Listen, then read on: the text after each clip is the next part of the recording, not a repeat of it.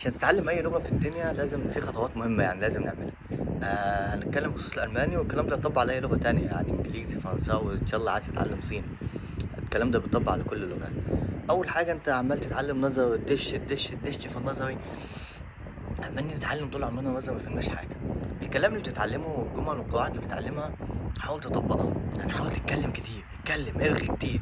يعني لو انت في المانيا مثلا هتتكلم مع الناس هتقول انا عندي كلام بس بخاف الكلام يطلع غلط، يا عم اتكلم غلط وهيصحح لك اللي معاك، في ناس محترمه كده ذوق بتصحح لك الكلمه.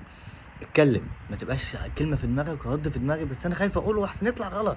طب ما انت كده مش هتتعلم، ما انت كده تفضل تخزن في نفسك كده زي الكمبيوتر ومش هتطلع الكلام اللي عندك، تفضل تحفظ بالكده.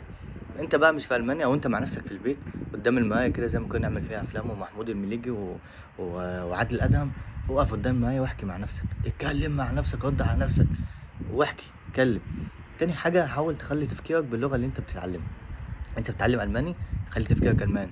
انا رايح السوبر ماركت، فكرها واقولها بالالماني، فكر في دماغك بالالماني، فاهمني؟ يعني اي حاجه بالالماني او اللغه اللي انت بتتعلمها حاول تتكلم او تفكر واتكلم كتير، ارغي ارغي ارغي. النظر ده مش هينجز يعني.